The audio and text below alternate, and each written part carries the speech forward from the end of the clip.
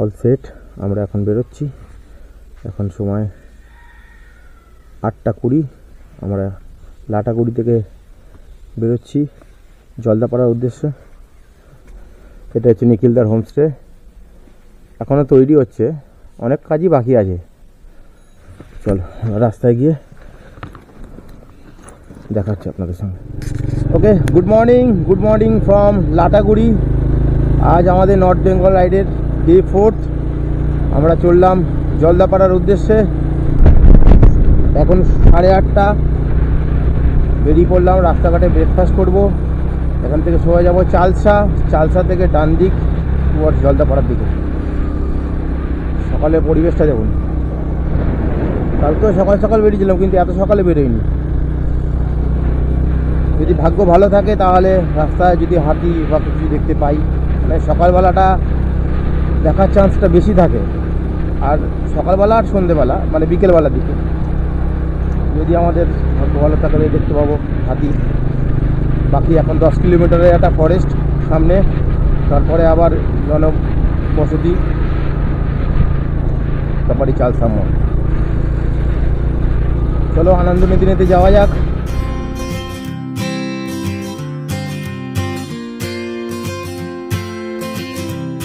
সকালবেলা ফরেস্টের পরিবেশটা দেখুন।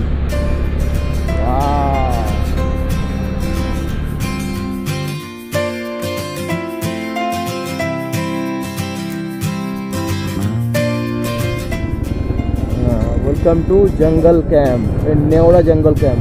पूरे कैंप है।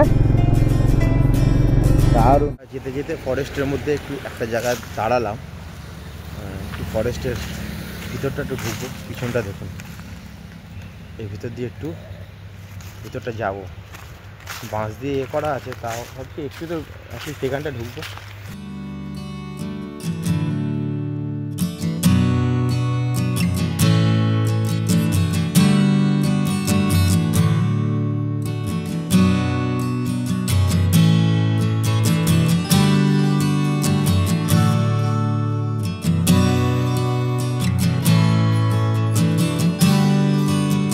চলে এলাম চালসা মোড়।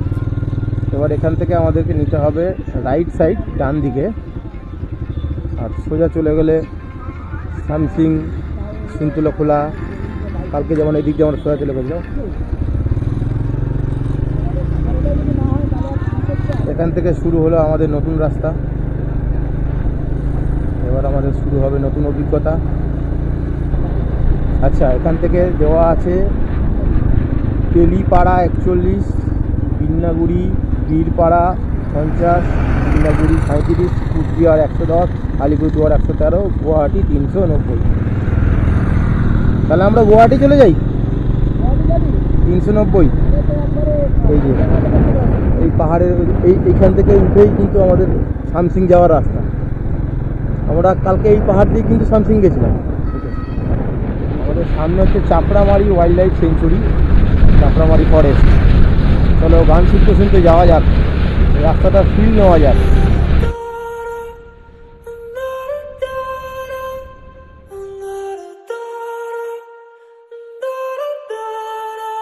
পেয়ে গেলাম আজকের দিনের প্রথম টোলগেট, গ্রাফমোড় টি গার্ডেন। গ্রাফমোড়।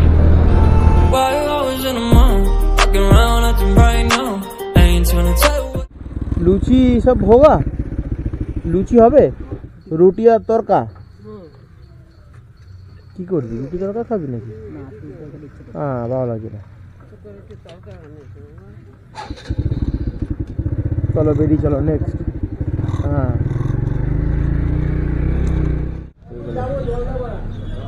ভেজে দিও লুচিগুলো। হ্যাঁ, মিষ্টিও আছে, তো ভালো মিষ্টিও খেতে পারবি। ঠিক আছে, চল চল বসে পড়ি। ভালো লাগছে। হ্যাঁ, বড় ভাইকে ইউটিউবে ছেড়ে দেবো। আচ্ছা, বাহ, এই তো তুমি তো চলেই এসছো ভিডিওতে। ব্রেকফাস্টে বন্ধুর পছন্দের ফুলকো ফুলকো লুচি। কি ভাই? আর ছোলার ডাল। আমাদের টিফিন কমপ্লিট, ভালোই লাগলো, বেশ লুচি, ছোলার ডাল, একটা লাস্টে মিষ্টি নিলাম। আবার আর এখান থেকে দেখাচ্ছে 34 কিলোমিটার, চলে যাবো। Thank you.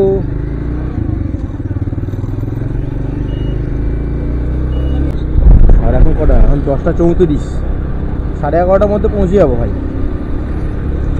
আর তো কোনো জায়গায় দাঁড়ানোর নাই।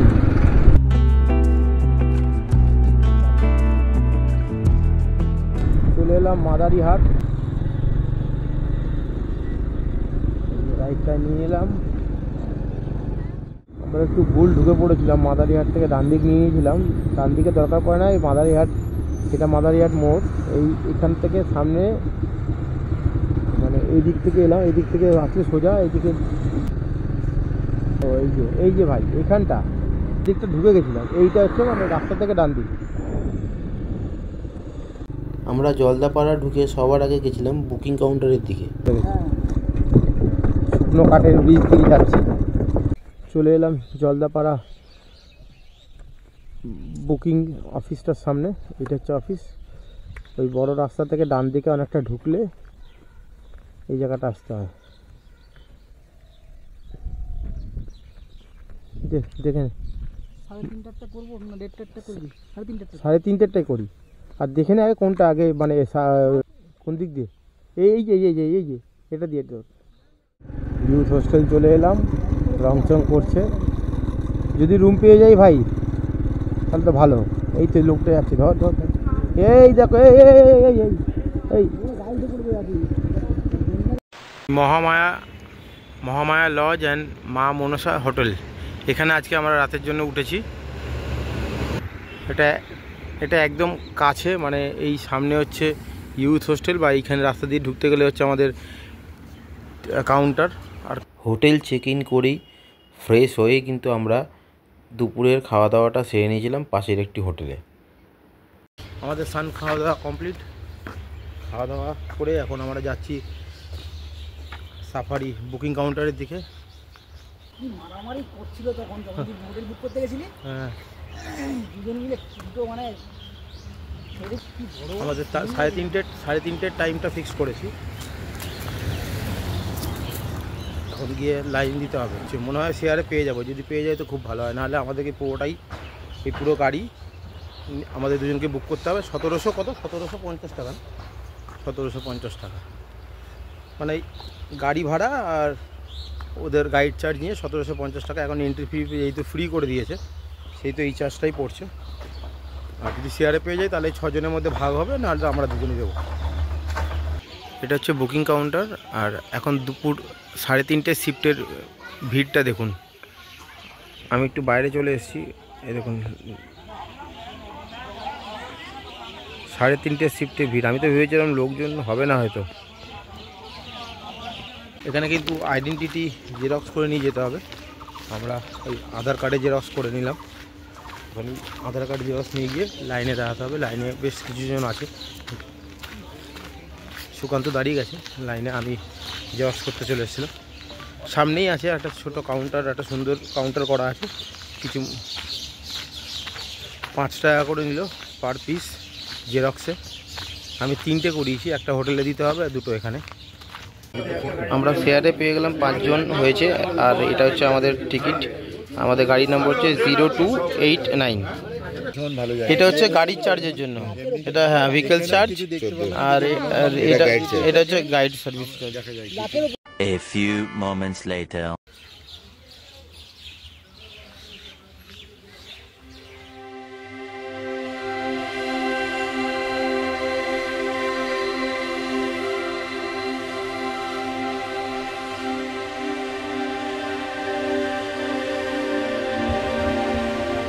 আমরা গাড়িতে বসে গেছি, আমাদের ক্যাম্পিংয়ের যাত্রা শুরু হতে চলেছে। আমরা এই 5 জন শেয়ারে আছি।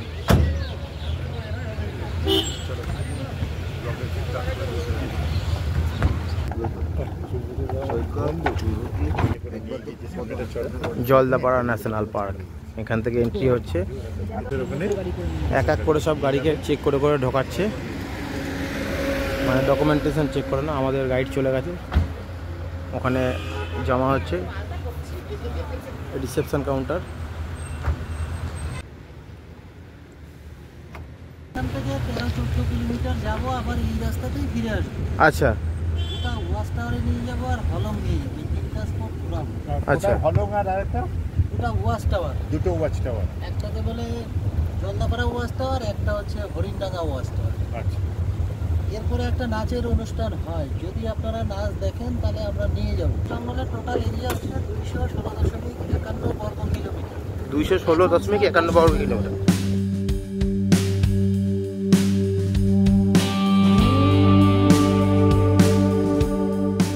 আমাদের জীবনে প্রথম সাফারি। এরপর আমাদের গাইডের মুখে এখানকারের গল্প শুনতে শুনতে আমরা জঙ্গলের ভিতরে প্রবেশ করছিলাম। তখনই আমাদের প্রথম দেখায় পড়ল দারুণ দারুণ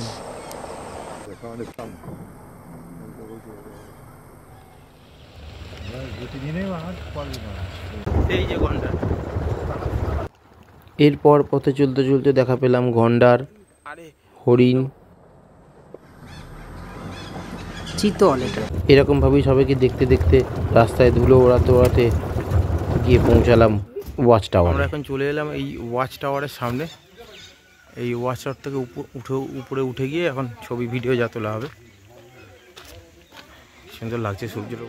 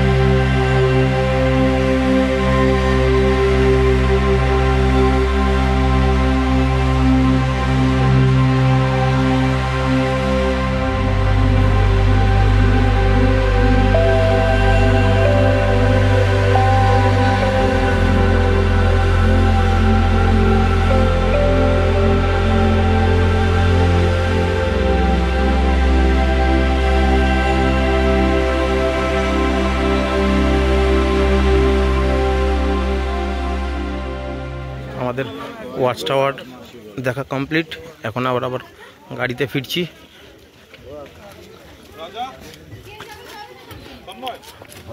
গন্ডারটা এদিকে তাকাতো, এত চিল্লামিল্লি করছে এরা তো। সেই একটা সামনে গন্ডার চলে যাচ্ছে। আর এখানে সব বাইসন, আগে দুটো ছিল আর পরে একটা এলো।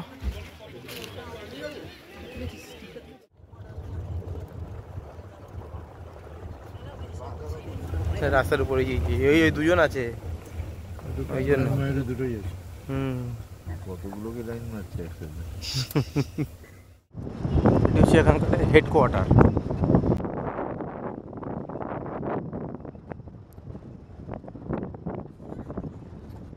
এটা হচ্ছে হলং না?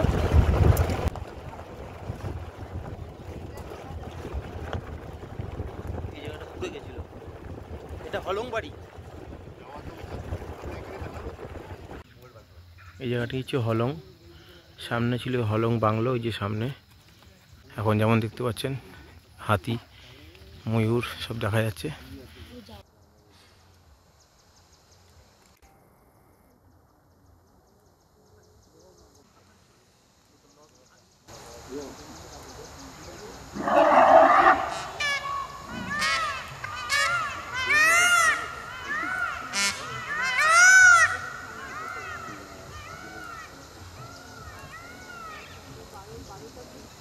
ডাকটা শুনলেন, কি অসাধারণ অসাধারণ অনুভূতি। আচ্ছা, হাতির ডাক আর ময়ূরের ডাককে কি বলে আমাকে একবার কমেন্ট করে জানাবেন যারা দেখছেন। এই যে কালো কালো হয়ে আছে, এই পুরো জায়গাটাই ছিল হলং বাংলো। ওই পাটটা পড়ে গেছে কিন্তু না দাদা এটা একটা ঐতিহ্যবাহী আমাদের জিনিস ছিল সত্যি খুব দুঃখিত কিন্তু আবার এটা বানানো হচ্ছে। আচ্ছা এটা আবার স্কেচ হয়েছে। আচ্ছা ছিল পুরোনো ফার্মে নিয়ে ও লস্ট ইজ লস্ট। হ্যাঁ এখন 5:28 আমাদের সাফারি শেষের দিকে, আমরা এখন রিটার্ন আসছি। এই চলে এসেছি প্রায় সামনেই গেট। খুব ভালো এক্সপিরিয়েন্স হলো, সত্যি কথা বলতে কি আমার প্রথম এক্সপিরিয়েন্স এরকম ধরনের সাফারিতে, কিন্তু দারুণ ভালো সময় কাটিয়েছি জলদাপাড়া ন্যাশনাল পার্কে। এই চলে এলাম গেটের সামনে। ট্রিপ এন্ডে এখানে এসে সাইন করতে হয়, এখানে আমি আমার সাইন করে দিলাম। এবারে আবার এখান থেকে ট্রিপ শুরুর সময় তো ওনারা সব কিছু করে নেন, এন্ডের সময় একটা সাইন করিয়ে নিতে হয়। আমাদের গাইড খুব ভালো ট্রিপ হলো।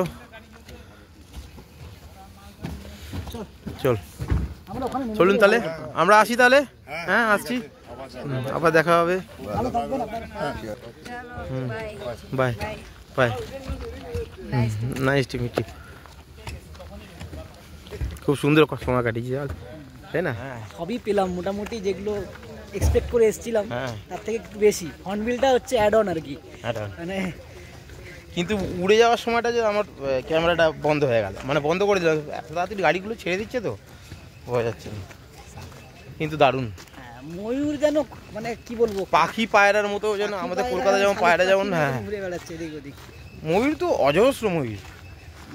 আসার পথেও মানে আমরা 10-20টা দেখে নিলাম, রাস্তায় ঘোরাঘুরি করছি, অন্ধকার হয়ে গেল। হাতির পাল্টাতে কমসে কম 8-10টা হাতি তো ছিল। হ্যাঁ হ্যাঁ, পালটা পুরো ফ্যামিলি ছিল, গোটা একটা ফ্যামিলি। দারুণ লাগলো, দারুণ দারুণ, খুব সুন্দর। আশা করি আপনাদেরও খুব ভালো লাগবে। এবার যাই রুমে গিয়ে একটু ফ্রেশ হয়ে কালকের প্ল্যান করতে হবে। কালকে জয়ন্তী যাওয়ার তো একটা প্ল্যান করছি। A few moments later. Annapurna hotel and restaurant, এখান থেকে আমরা রাতের খাবার নিয়ে নিলাম। এই যে রুটি তরকা। আর দিনের বেলা আমরা লাঞ্চ এখান থেকেই করেছিলাম, এখন রাতের বেলা খাবার নিয়ে এখন রুমে যাচ্ছি। হোটেলে চলে এসেছি। খাওয়া দাওয়ার পরিমাণও ভালো, কোয়ালিটিও ভালো। আপনারা এখানে যারা আসবেন তারা ট্রাই করতে পারেন, ভালো, খারাপ না। আপনাদের সঙ্গে আবার আগামীকাল দেখা হচ্ছে। Good night. ভালো লাগলে ভিডিওটিকে লাইক করবেন।